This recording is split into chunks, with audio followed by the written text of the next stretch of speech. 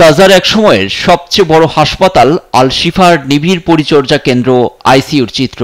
ঘুটঘুটে অন্ধকার, চারদিকে ভৌতিক পরিস্থিতি। কোনো মতে সেবাটুকু চালিয়ে যাচ্ছেন চিকিৎসকরা। ইসরায়েলি হামলায় আইসিইউতে বিদ্যুৎ না থাকায় যে কোনো সময় মৃত্যুর মুখে চলে যেতে পারে রোগী।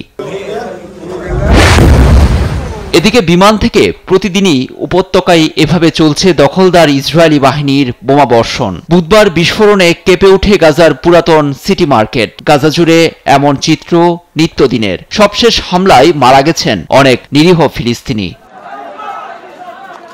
যুদ্ধবিরতি ও জিম্মি মুক্তি প্রশ্নে কাতারের দোহায় পরোক্ষ আলোচনা চলছে হামাস ইসরায়েলের। আলোচনার মাঝে বিবৃতিতে হামাস 10 জন জিম্মিকে মুক্তি দিতে সম্মত হয়েছে। সংগঠনটির জ্যেষ্ঠ কর্মকর্তা তাহেল আল নানু জানান, ফিলিস্তিনিদের স্বার্থে চুক্তিতে যেতে আপত্তি নেই হামাসের। তার আগে ইসরায়েলকে গণহত্যা বন্ধ করতে হবে। 7 দিনের যুদ্ধবিরতির চুক্তির প্রথম ধাপে যেসব এলাকায় ইসরায়েলি সেনা প্রত্যাহার হবে সেখানে বসবাসের উপযুক্ত পরিবেশ তৈরি করতে হবে। এরপর দ্বিতীয় ধাপের আলোচনা। এক পর্যায়ে গাজা থেকে সরিয়ে নিতে হবে সব সেনা, বন্ধ করতে হবে যুদ্ধ। তবে ইসরায়েলের একগুঁয়েমির কারণে চুক্তি বাস্তবায়ন নিয়ে সতর্ক করেছে হামাস। সম্ভাব্য যুদ্ধবিরতি ও জিম্মি মুক্তিতে পৌঁছাতে সামনে চমৎকার সুযোগ আছে মনে করেন মার্কিন প্রেসিডেন্ট ডোনাল্ড ট্রাম্প। গাজার ভবিষ্যৎ প্রশ্নে লম্বা সময় আলোচনা করেছি।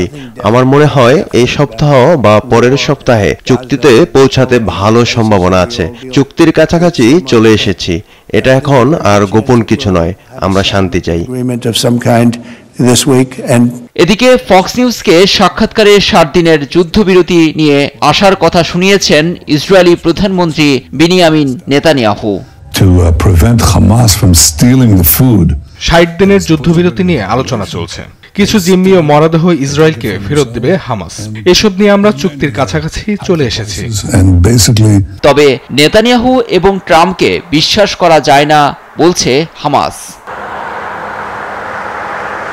লুৎফর কবির, নিউজ ডেস্ক, দেশ টিভি।